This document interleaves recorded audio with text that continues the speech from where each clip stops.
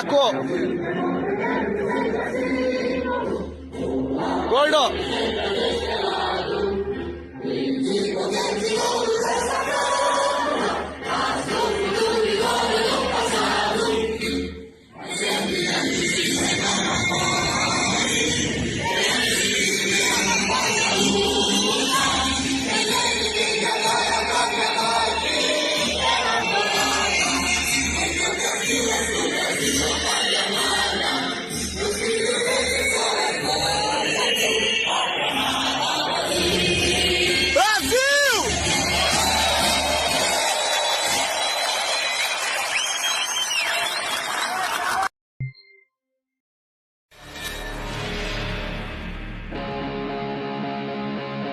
Estava passando em frente às barcas, eu escutei um me chamando de nordestino, fazendo a saudação nazista e senti um soco no meu rosto.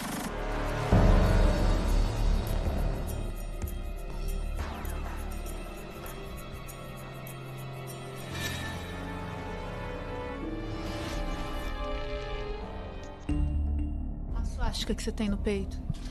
Não quero falar.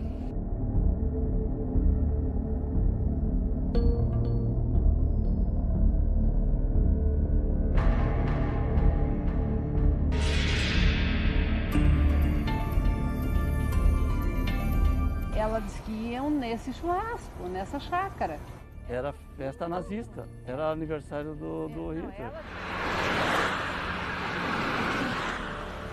A nossa dor é isso, de ter uma ideologia tão maldita que ainda continua, que ceifou a nossa vida, da nossa filha e do Bernardo. Daí quando eu empurrei a carta, eu vi a faca na mão dele. Nisso já vinha outro pra cima de mim, pra dar outra facada. Já depois de esfaqueado, continuava sendo chutado, pisoteado, severamente agredido.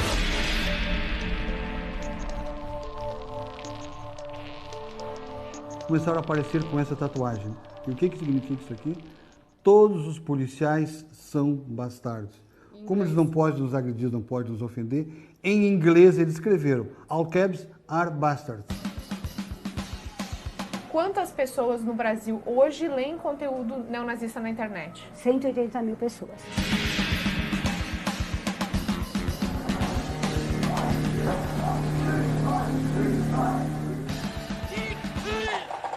Para entrar em grupo tem que fazer um pequeno teste, um teste de conhecimento. Quem foi Hitler? Como é que é a vida do Hitler? O que significa alguns símbolos? Como tem que se comportar? Que mostra claramente a formação paramilitar deste movimento. Eles preveem que todo o neonazista ou todo o skinhead tem que estar preparado para os combates de rua. Nós temos armas apreendidas, nós temos bombas apreendidas. E esse treinamento é para matar? Sim, com certeza.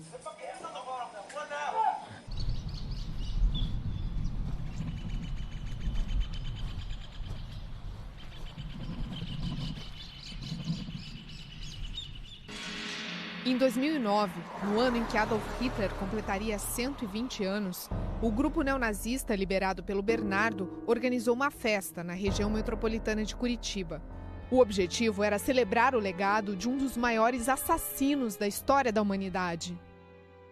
No dia 20, justamente da mesma forma como o Ricardo fazia, o Bernardo difundiu nas redes sociais o acontecimento desse encontro, que seria destinado à comemoração do aniversário do Hitler. Esse tipo de evento, uma festa particular, não é considerado apologia ao nazismo. Para ser crime previsto na Lei de Combate ao Racismo, é preciso haver a divulgação pública dos símbolos do nazismo. E neste caso, a pena pode chegar a 5 anos de prisão. Bernardo morava em Belo Horizonte e namorava a Renata, que morava em Curitiba. Por isso, Bernardo alugou esta casa para fazer o churrasco em homenagem a Hitler. Tinha várias pessoas, tinha um símbolo, ou tinha uma bandeira nazista no fundo, né? Com uma suástica. Uma suástica, né? Bernardo era líder de um grupo neonazista em Belo Horizonte. Ele era dissidente de outro grupo liderado nacionalmente por um paulista, Ricardo Barolo. Esta foto mostra os dois juntos fazendo a saudação nazista. O Ricardo Barolo teria sido ameaçado pelo Bernardo e, em função dessas ameaças, teria determinado a morte dele. Como ele fez isso? convocou alguns integrantes do seu movimento, tá, que deviam uma lealdade cega ao movimento, e determinou que eles viessem, alguns de outros estados, que viessem até o Paraná e executassem o Bernardo. A emboscada foi planejada para parecer um assalto, mas o crime foi testemunhado por um homem que passava na hora em que o casal foi assassinado. Quando ele passou, ele viu o rapaz encapuzado e o Bernardo do lado de fora. E aí ele anotou a placa do carro? Ele anotou a placa no carro. Foi através disso, desceu os mandados de busca e apreensão, e foram encontrados, principalmente na casa do Barolo, vários objetos de apologia ao nazismo, inclusive uma constituição, toda a estrutura de um Estado. O que diz nessa Constituição? Que estavam criando um Estado, com todos os poderes, com regras, como a Constituição do Brasil. Só que com normas ali, dizendo que eles iriam comandar o país. E por que a Renata morreu? A Renata estava junto, ela era namorada do Bernardo, e ela estava no lugar errado, no momento errado, infelizmente. Nós já descobrimos que tem coisa pior do que a morte. A gente vê quem a gente ama morrer. É muito pior do que a morte. Ainda por uma coisa estúpida desse nazismo. Qual é a posição do Ricardo a respeito desse caso? Olha, ele reafirma aquilo que ele vem dizendo desde o primeiro momento. Ele é inocente, ele não teve nenhuma participação nesse evento. As pessoas que fizeram isso o fizeram por conta própria. Ele não foi o mandante desse crime que lhe é imputado. O nazismo, ele foi uma política de Estado que aconteceu durante a Segunda Guerra Mundial. O neonazismo não, ele é um movimento ilegal, à parte da sociedade, que acontece na periferia da sociedade. O neonazismo, ele acha que os brancos devem tomar o poder e que nenhuma civilização conseguiria chegar no seu ideal de desenvolvimento sem o povo branco. Esta mulher, que não quer mostrar o rosto, sofre ameaças constantes de neonazistas. Quem são os neonazistas brasileiros? São aqueles que acreditam que eles são brancos puros e por isso eles devem dominar as outras raças. E eles querem um lugar só para si. Eles fazem sites, blogs, eles participam muito ativamente de fóruns neonazistas. Quantos sites, fóruns, blogs existem no Brasil hoje com conteúdo neonazista? Veja, no Brasil, juntando fóruns, blogs, canais, no YouTube, tudo, comunidades, páginas do Facebook, tudo, 3.497. A internet, ela tem sido utilizada pelos neonazistas para recrutar simpatizantes à ideologia neonazista. Tiago é presidente de uma entidade que recebe denúncias de crimes virtuais. Esse é um problema que vem crescendo ano a ano. Em 2015, a SaferNet Brasil recebeu e processou 1.283 denúncias, envolvendo 583 páginas hospedadas em 10 países diferentes. Destas, 54 foram removidas. Quantos grupos neonazistas existem no Brasil hoje? Veja, grupos eu não poderia afirmar, mas tipos de células existem cerca de 300. O que são essas células? São 300 tipos de discursos diferentes. Para este delegado, que desde 2005 acompanha a movimentação dos grupos no Rio Grande do Sul, todos os discursos se resumem a uma palavra: ódio. O mais forte para mim e o mais preocupante para mim é quando eles começam a falar e noticiar o prazer que eles têm pelo ódio. A frase é essa: para mim é prazeroso ter ódio.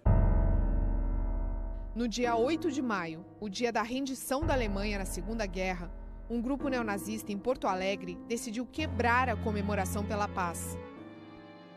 O mundo comemorava o fim do local, 60 anos, e um grupo, numa ação paramilitar, fez um ataque a um grupo de jovens. Esses rapazes estavam lá, confraternizando nesse determinado bar, e eles eram identificados como indivíduos nazistas porque estavam vestidos de coturno, de roupas militares, eram carecas. Em frente a esse mesmo bar, na calçada, havia outro grupo de meninos, outro grupo de rapazes. Esses rapazes eram judeus. Eles assim foram identificados porque eles estavam usando kippá, que é aquele chapéu redondo que fica sobre a cabeça, que os judeus costumam utilizar. Quando os nazistas enxergaram os meninos judeus que estavam fazendo nada além de conversar, num bar, na calçada, eles partiram em agressão a esses meninos judeus. Eles foram armados de facas, de canivete e começaram a desferir socos, pontapés. Daí quando eu empurrei a carta, eu vi a faca na mão dele. Nisso já vinha outro pra cima de mim, pra dar outra facada. E qual foi o resultado dessa agressão? Nós tivemos traumatismo craniano, rompimento de baço, rompimento de fígado.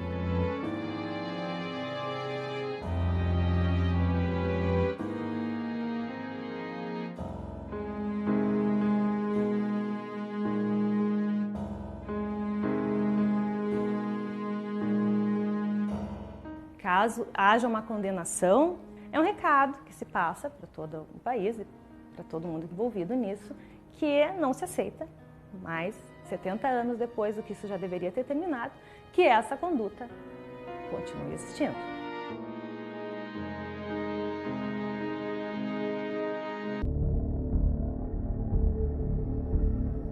As causas exclusivas da decadência de antigas civilizações são a mistura de sangue e o rebaixamento do nível da raça que aquele fenômeno acarreta.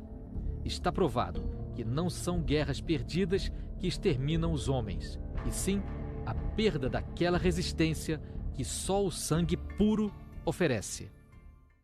Esta frase está no livro Minha Luta, escrito por Adolf Hitler em 1924, quando ficou 6 meses preso por tentar um golpe de Estado em Munique, com outros líderes do Partido Nazista.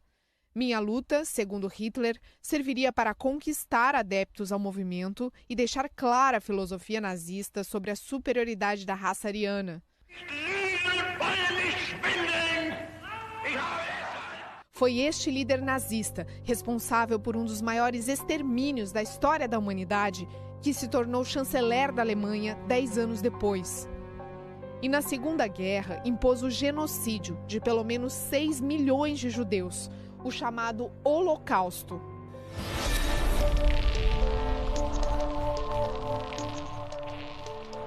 Chegando o pessoal em Auschwitz, esses vagões, na plataforma, em Birkenau, estava o Mengele, e ele fazia um sinal à esquerda ou à direita, avisaram na plataforma, quem tiver dificuldade de andar ou se sentir cansado, pode embarcar em alguns caminhões que estavam à disposição. Quem embarcou nesses caminhões, no caso do meu tio, que tinha pisado num prego no vagão, tinha infeccionado o pé dele, junto com meu avô materno, foram direto para a câmara de gás e faleceram. Sua mãe e sua avó foram para onde? Minha mãe e minha avó foram selecionados para trabalho forçado. O médico do campo, dos campos, todos dos 14, ele achou 7 mulheres grávidas. Ele pegou e telegrafou para Auschwitz, perguntando o que ele devia fazer. Auschwitz disse assim, nós estamos tentando já desmontar os fornos crematórios porque estão vindo as tropas russas.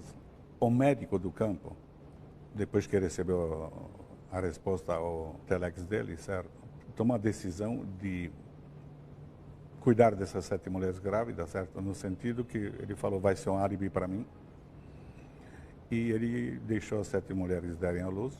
Minha mãe foi a primeira a dar à luz, portanto eu sou o mais velho dos 7, e eu nasci em 8 de dezembro de 44. O senhor é um sobrevivente? Sim. O que o senhor diria para os neonazistas brasileiros hoje? Para eles pensarem bem, estudarem a história, e para eles vão se convencer que perante a lei e perante a lei suprema somos todos iguais. Eu sempre fui contra muitas coisas, assim, sempre fui contra as drogas, sempre fui contra o homossexualismo. São jovens de uma faixa de 17 a 30 anos, alguns com nível intelectual bom, né? Outros não. Outros, quando interrogados, não sabem exatamente o que está acontecendo sobre o aspecto da história, da Segunda Guerra, da vida do Hitler. Outros, muito pelo contrário, já leram algumas obras, principalmente os revisionistas, né?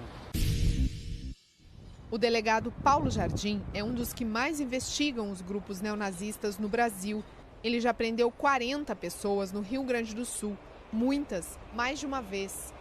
E eles se organizam como adoradores de Hitler, adoradores da ideia hitleriana, né? Eles falam muito em oxigenação social e pureza de raça, né?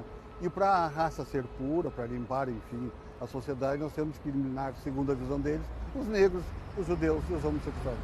É uma organização mundial, né, que prega o orgulho entre jovens.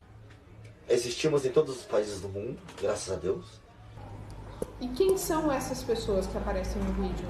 Várias delas, algumas nós temos identificação, sabemos nome, endereço, enfim, né? São integrantes do movimento. Isso, e eles sabem que são monitorados, até porque já foram indiciados por todos eles.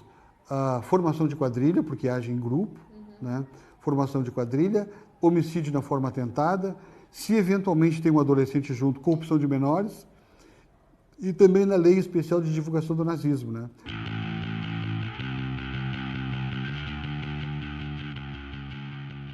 A tatuagem, nós enxergamos aí, ó, várias runas de Odin, né? Nós encontramos também em alguns deles a telha de aranha, significa que já foi preso. Nós encontramos o careca crucificado, como se fosse um crucifixo, um Jesus Cristo crucificado, só que é um careca crucificado com a cabeça de lado, assim. Isso significa que esse camarada já matou alguém. Mas qual é a importância da tatuagem para os grupos? Significa medalha, significa título, significa o seu histórico profissional, eu diria assim, seu histórico de orgulho, né? A águia é um símbolo nazista do Terceiro Reich, que era a força alemã, o poder alemão. Aqui nós temos o símbolo do White Power, né? A força branca. 88, Hitler, né? A, B, C, D, E, F, G, H. Heil Hitler, 2 vezes H. Heil Hitler. Aqui nós podemos ver o suspensório branco. Por que é branco? Porque tem que constatar. Vê que esse suspensório branco está em cima de uma camisa preta. Por quê? Por quê? Porque o branco está superando o preto. O coturno preto com cadarço branco. O que significa na cabeça doentia deles? Significa que enquanto o preto pisa no chão, o preto se arrasta, o preto se suja, ele é dominado, ele é reprimido, ele é oprimido pelo branco. Tenho orgulho de ser descendente alemão, tenho orgulho das minhas tradições. Cadarços Brancos, Ideologia e Realidade. É o livro de Davi Vega. Ele foi skinhead por 2 anos e conheceu a história, a ideologia e o comportamento do próprio grupo, dos punks e dos neonazistas. Atitudes totalitárias e grupos totalitários, além de terem atitudes muito semelhantes, eles coabitam em muitas coisas. E você vê a migração de um comunista que se torna integralista, um integralista que se torna nazista, o nazista que se torna comunista, o anarquista que se torna nacionalista, enfim, você vê uma migração muito grande. E isso muitas vezes é o que causa as brigas. Então muitos deles também deixam de lado a própria ideologia que eles cultivam e pensam só no poder pessoal. Você tem um status, né? Vira um partido, né? Você ganha status. Tocando no tema judaico, né? O sionismo, que nos proíbe e censura o nosso orgulho racial, querendo ou não. Esse fanatismo surpreendeu você? Sim, da forma como falam, com a naturalidade com que eles falam, né? Quando referem que a barata é uma subespécie, é uma sub-raça, da mesma forma um negro, judeu e homossexual, a mim surpreende as pessoas falarem assim. Chegam até vocês notícias de ameaças diretas de neonazistas hoje? Chegam, não é com uma frequência grande, felizmente, mas de vez em quando você vê que as pessoas tentam aparecer com esse tipo de ideia, ou formarem grupos, ou gente que agride homossexuais na Avenida Paulista, por exemplo, como ocorreu recentemente. É esse tipo de ideia que entende que o mundo não é para todos, né? Que eu não sou obrigado a dividir o mundo com alguém que eu não conheça ou que não concorde com a ideia.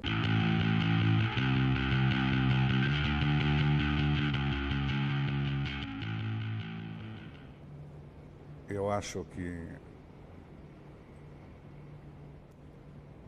povo brasileiro, certo?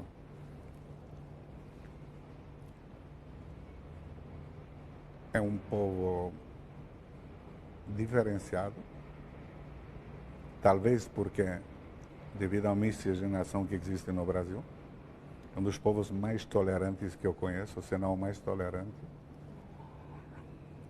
E quando falamos de fascismo, certo, e de nazismo, é algo ligado à ditadura.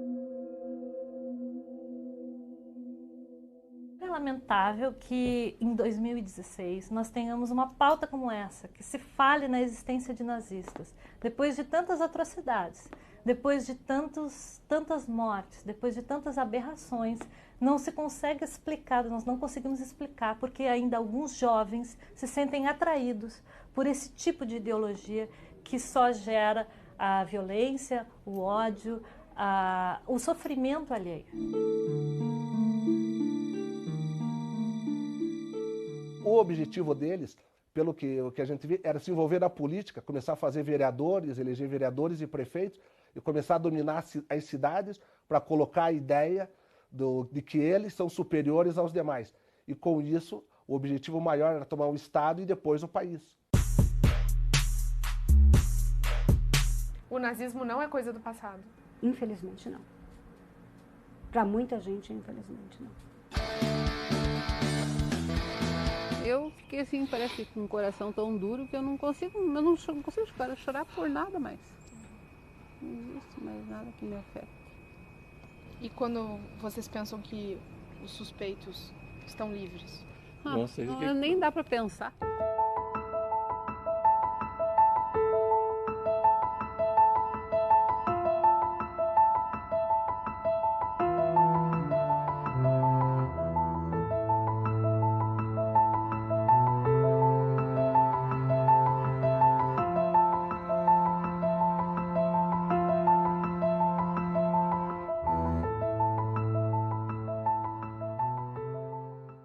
Bom dia!